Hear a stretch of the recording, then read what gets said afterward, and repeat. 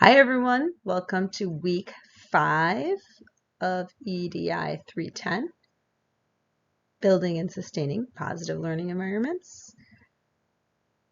This week, our topic is on discourse in communication for teaching.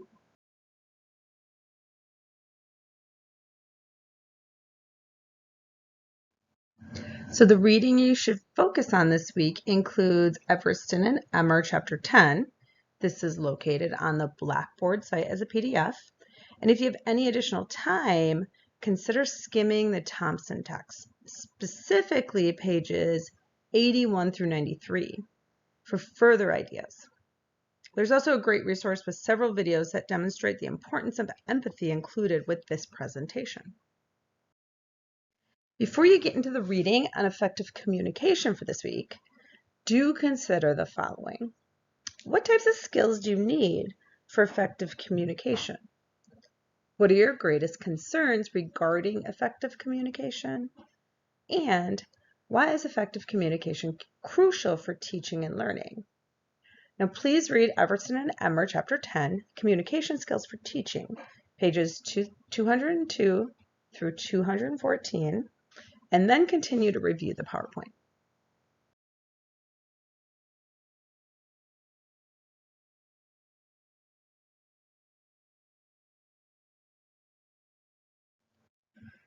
So to recap some big ideas on the different kinds of skills you need for teaching, we're going to begin with a definition from Emmer and Everton, who define this as a set of strategies that focus on communicating clearly and effectively with students to help bring about a change in their behavior, in their thinking, or in the situation that has caused the problem.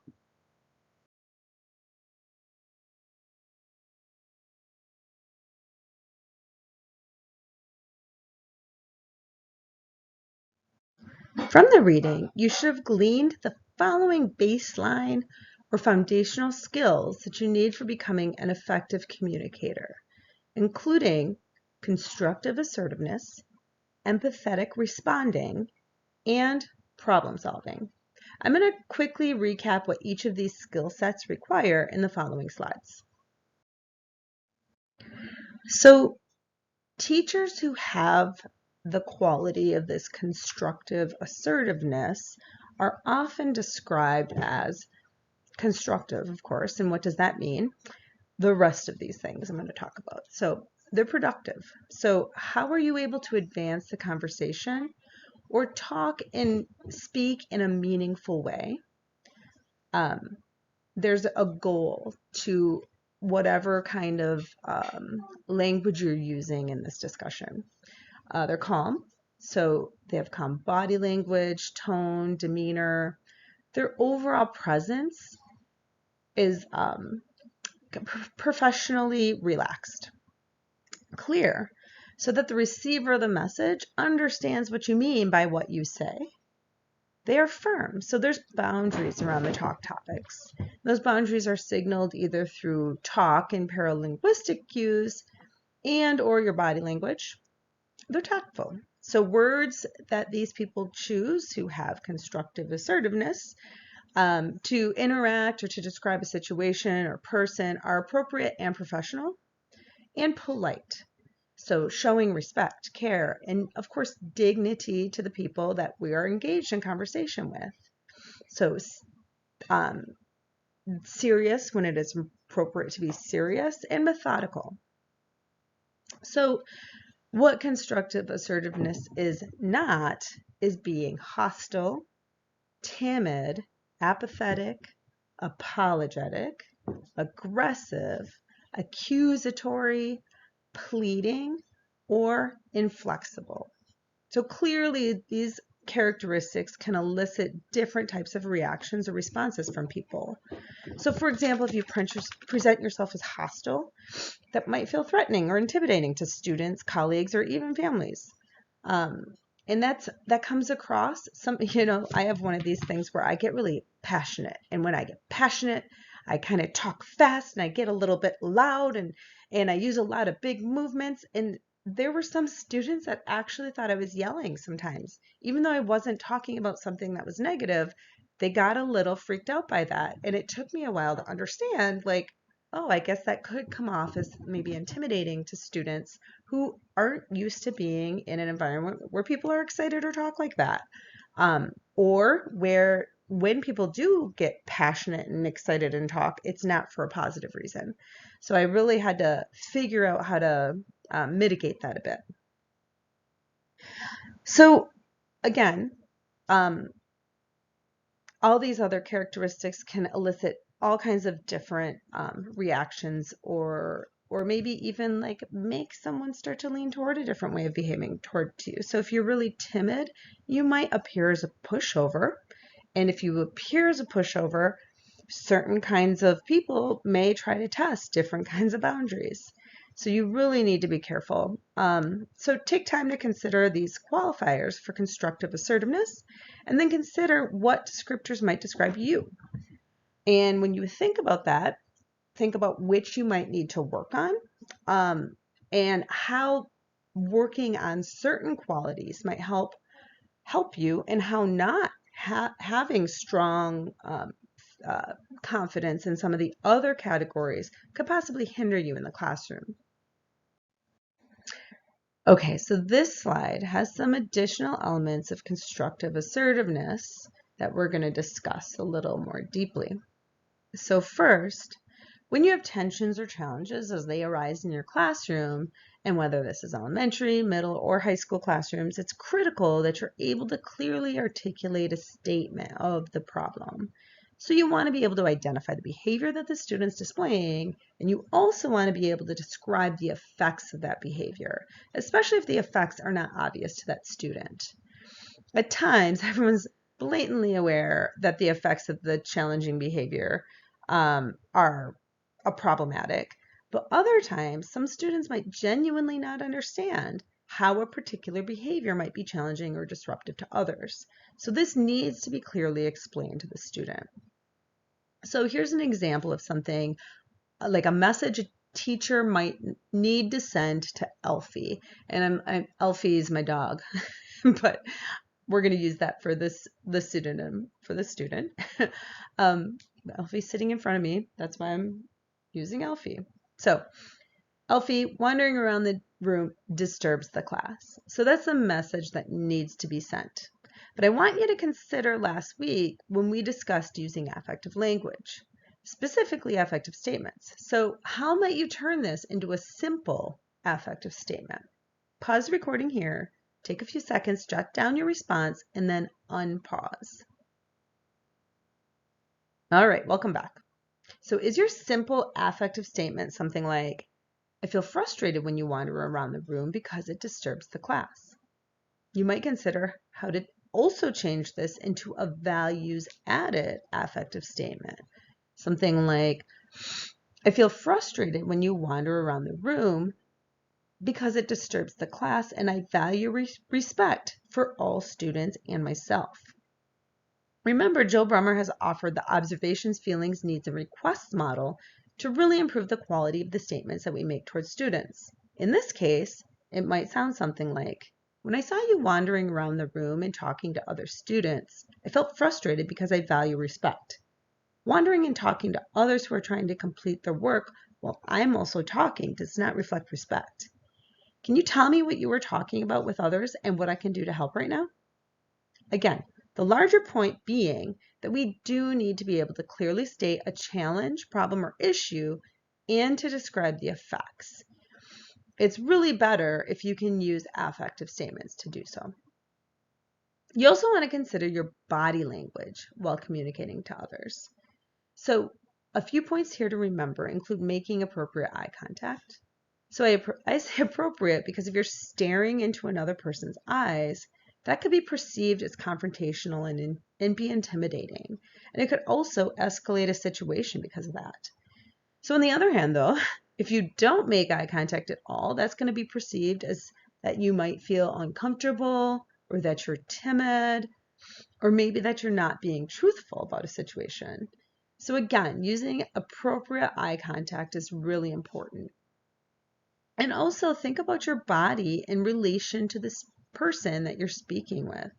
So think about your posture, what your arms are doing. So for example, you're going to send a really different signal if you have your arms tightly crossed in front of you in some situations, rather than having your hands maybe folded in front of you, or if your hands are on your hips. So there's a lot of different things you just need to think about. And really, how are you feeling? Keep that relaxed posture and take a deep breath as you're having these conversations to help your body language try to convey that this is calm, a calm situation. So you also want to match your facial expressions to the content and tone of your statement and questions. So if you're having a really serious conversation about something that took place in class, you're not going to be smiling or laughing. So if you're having a conversation with a junior in high school, you observed calling student some kind of derogatory name, that's a serious situation, and you're not going to be laughing about that or smiling. So again, be sure your body language is in check and appropriate to the situation. Finally, have insistence on appropriate behavior and the resolution of the problem. So remember, there are many reasons why students display different types of challenging behaviors, but you shouldn't make excuses for those behaviors. At the same time, you really should try to understand the behavior, why it's occurring, and always consider how you can prevent it from occurring. Most important is that students really need to learn to own their behaviors. So that's another connection to restorative practices. So this framework can help students take ownership and work to repair the harm that was done. So this chapter also discussed empathetic responding. So before we get into that, I want to send out a quick reminder. So a lot of times people are more concerned with thinking about how to respond rather than taking the time to listen to what's being said, understanding what was said, and then considering a response. I think it's really important to think about being an active listener so you can be an empathetic responder. So consider how you're listening to your learners. Are you taking time to step away from whatever you're doing and focusing on the speaker? Are you looking at them and demonstrating that you're listening to their needs? And are you using that information to respond appropriately? So when family, friends, students, colleagues, anyone in your life are speaking to you, some different types of listening skills you're going to need are to be able to acknowledge what was said.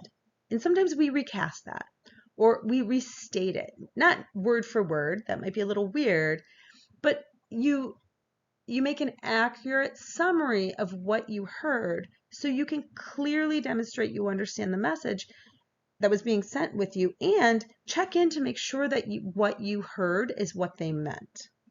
So you are accepting what was said. And then there are little things you can do to demonstrate this. You can nod your head.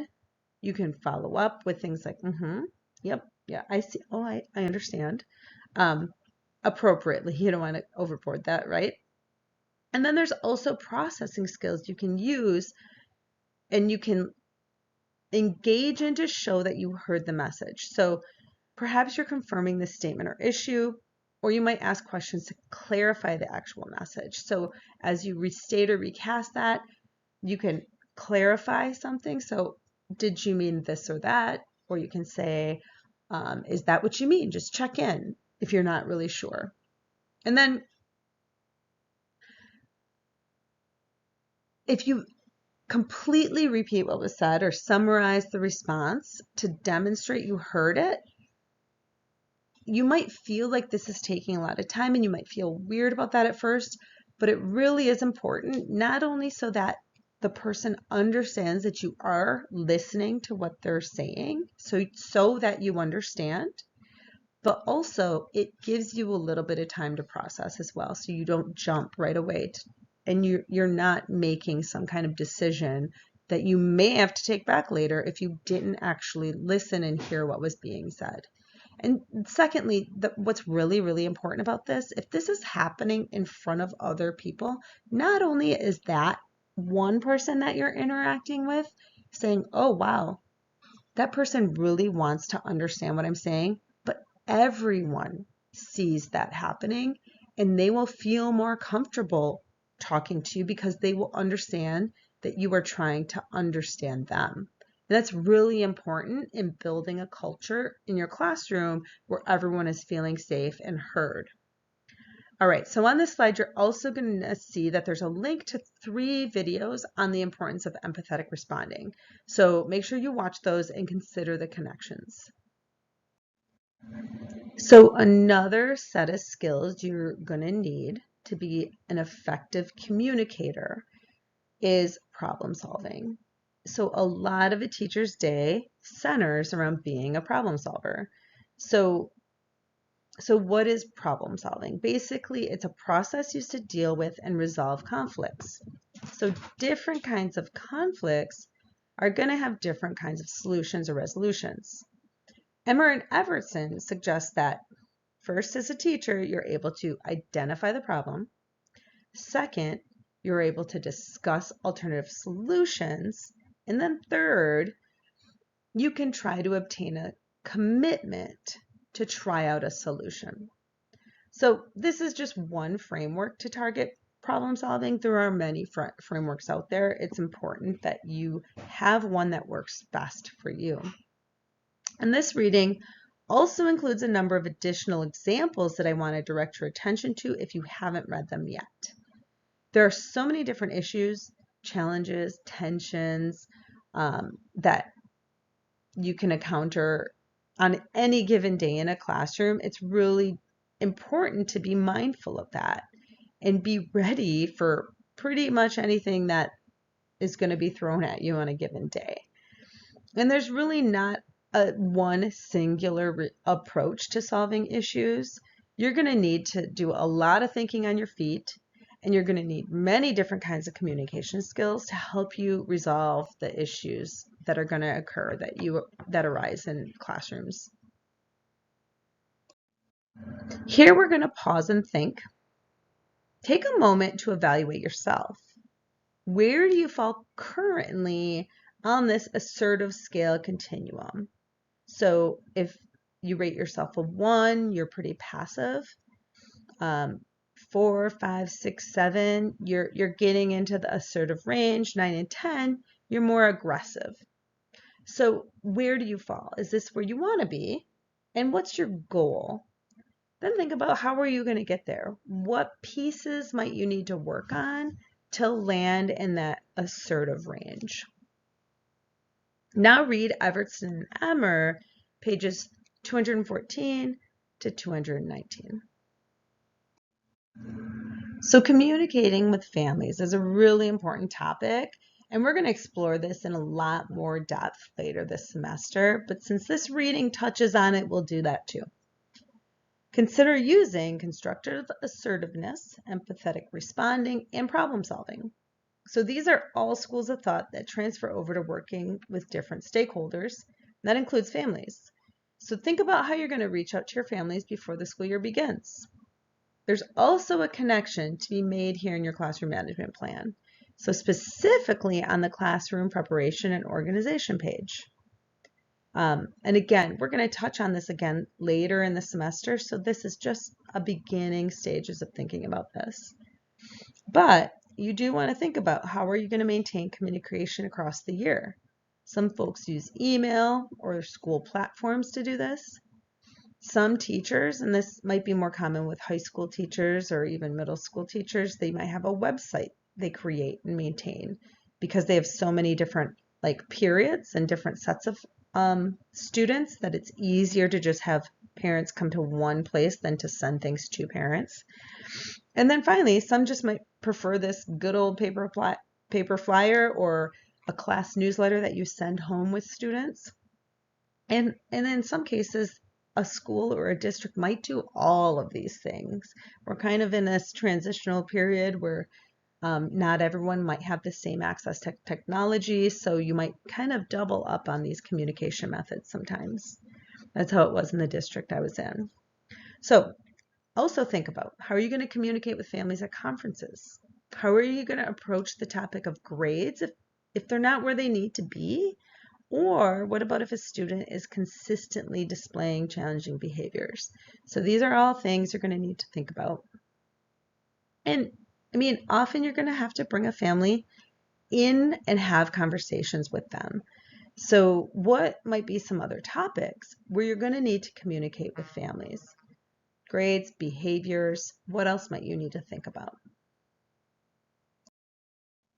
Here are some additional ideas for practices that reflect culturally responsive communication. It's important to be mindful that communication does vary between cultures. This means that you need to consider the language that you use and additional things that you use, patterns of speech, intonation, and other areas that are part of a verbal language. You're also going to need to consider nonverbal cues. Some families might greet you with a handshake.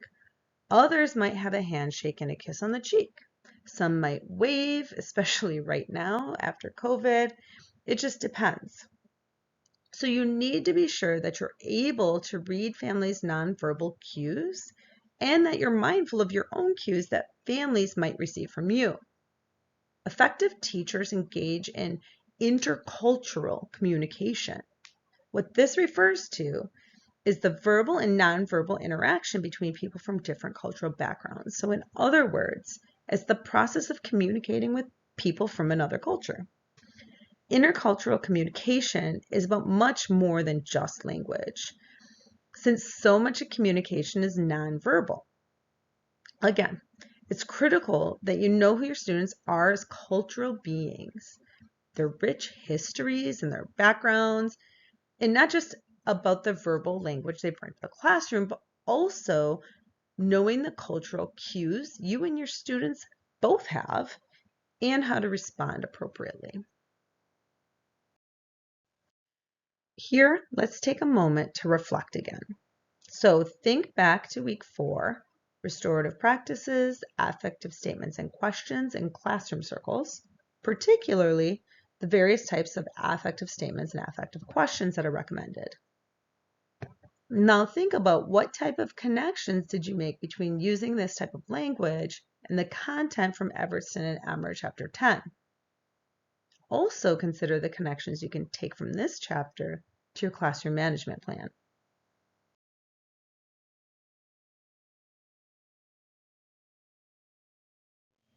All right, moving along, some assignment prep for the week. Your discussion board as usual, due by Thursday at midnight, and your 2 responses to classmates posts are due by Sunday.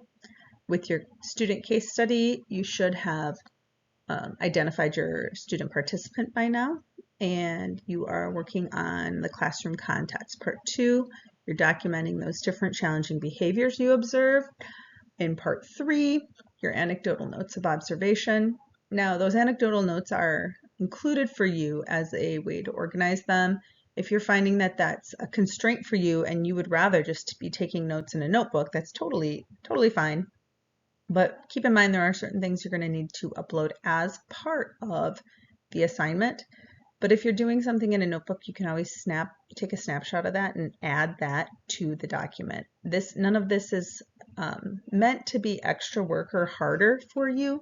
So whatever works best for you is fine as far as documenting things. And there's always a way to modify how you hand it in later. So do what works best for you as long as you're doing it. And then your classroom management plan, you should be working on your philosophy of building positive learning environments. Again, this is not the same as your philosophy of teaching. So, and it's also not the same in that it's not this essay kind of thing. It's not super formal. It's on a website. So think about how you interact with websites and how you get information from websites. You typically don't, unless you're clicking to another document, you typically don't read really long paragraphs on a website. You see more like snippets and examples. And that's how this can be. So if you have more questions about this, let me know. And I'll try to point you to a few more examples to see what this looks like if you haven't already dug into the examples provided in the in the classroom materials, please do that so you can kind of see what we're talking about. And again, you do need, the rubric's a little weird because it says a minimum of 2. That's just to get any credit at all, but really, if you want all of the available points, you need 3 outside sources. And I had some good questions about what sources to use, and you don't need to go look elsewhere for sources. All the sources you might use could be provided in this class, so through the different readings we've directed you to. But if you are doing something, or maybe your mentor teacher is doing something that is based on a different framework or philosophy, and you really believe in that, and you think it is working really well, and you would like to include that in your philosophy, please do use that, but you do have to document the source, the research-based framework or theory that it was based on, and then that would be an outside source that we didn't provide in this class. So yeah, you don't have to look for outside sources, but if you do have outside sources, you may use them. So I hope that's answered some of those questions. Again, email me if you have any further questions about that.